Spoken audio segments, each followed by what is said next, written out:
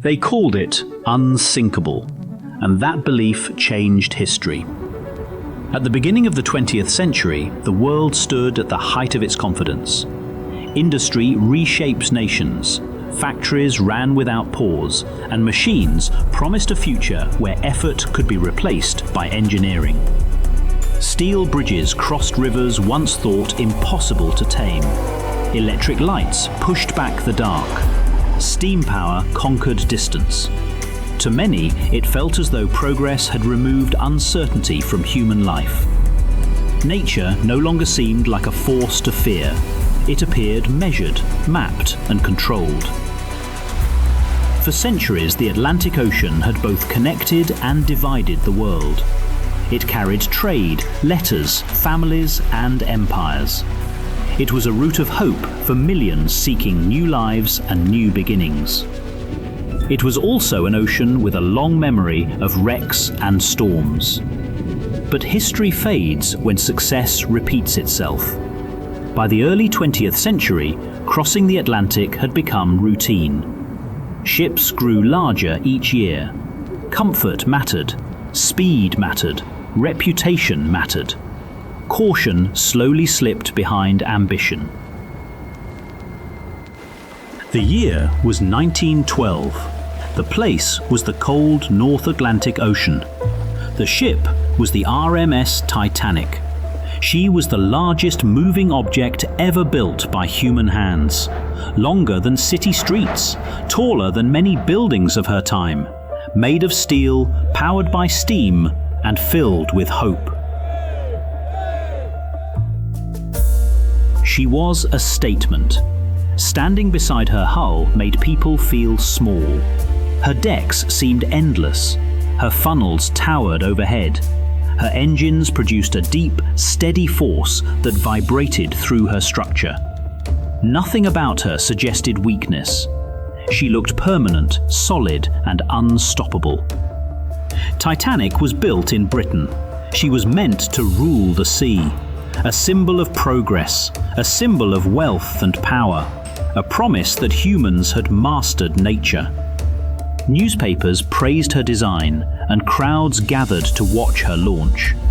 Her safety features were discussed with confidence rather than caution. Watertight compartments were believed to make her secure against disaster. Risk was acknowledged only in theory, whereas in practice, faith in engineering replaced humility before nature. On board were more than 2,000 people, the rich and famous, workers and families, dreamers heading to a new life in America, all sharing the same decks, but not the same world. Some slept in private rooms, dined on fine food under glowing electric light, and enjoyed comforts few had ever known. Others slept deep below, close together, surrounded by the sounds of engines and water, carrying all they owned in a single bag. Different classes, different futures, but the same trust in the ship beneath their feet. The voyage began with pride and excitement. Music played, lights shone bright. The sea seemed calm and friendly. Titanic moved smoothly through open water, cutting a confident path across the Atlantic. Passengers walked the decks, watching the horizon roll by. Letters were written and sealed, and plans were discussed. The future felt close and certain, and time felt generous. Nothing suggested danger. But beneath the surface, danger waited. Ice drifted silently in the dark. Warnings were sent. They were not taken seriously enough. On calm nights, ice made no sound. The ocean lay flat, almost like glass, hiding the threat it carried. Warnings were sent by other ships, messages reporting ice ahead. Confidence dulled urgency, and the ship maintained a high speed.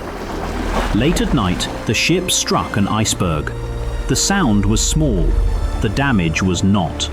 Steel plates bent, water rushed in. Titanic was not built to survive such a wound. one section after another filled with freezing seawater. The great ship began to sink, slowly at first. People did not understand what was happening. Some laughed, some waited, some prayed. Engineers worked as water climbed around their feet. Pumps ran constantly. Calculations were made in silence. But the truth became impossible to deny. Time was running out. Confusion spread quietly before fear took hold.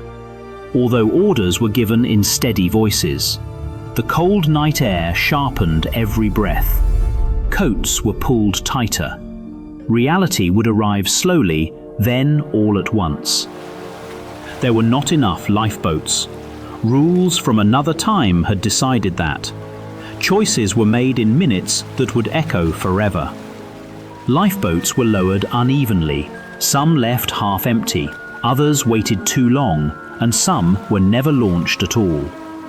Below, the sea waited, black and freezing, indifferent to human panic. As the bow sank lower, the truth became clear. This ship would not survive the night. The ocean had taken control. The angle of the decks increased, and water spilt over railings. Furniture slid across polished floors. Steel strained under pressure. It was never meant to endure. The illusion of safety collapsed completely, and all the confidence of the modern age meant nothing against the force of the sea. In the early hours of April 15th, Titanic broke apart. The lights went out. The sea closed over her.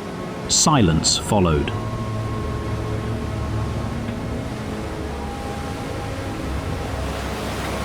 The cold struck instantly. Breath was stolen. Sound vanished. What had been light, music, and motion became empty water and night. The great ship disappeared beneath the surface, leaving only debris and darkness behind. More than 1,500 lives were lost, not just numbers, fathers, mothers, children, dreams that never reached shore. Titanic became more than a ship. She became a warning, a lesson in pride, a reminder of how small humans are before nature. Investigations followed, newspapers filled with names and stories. Questions were asked, assumptions were challenged, rules changed. Lifeboats became mandatory, training improved, safer designs followed. Yet no regulation could undo the loss. Today she rests in darkness, deep beneath the waves, broken, quiet, and untouched by sunlight. At that depth, pressure crushes sound. Cold never fades, and rust slowly consumes steel. Decks collapse, railings dissolve. The time moves differently in the deep ocean as the ship returns, piece by piece, to the sea that claimed her. But her story still rises to the surface, because the Titanic did not just sink in the ocean, she sank into human memory.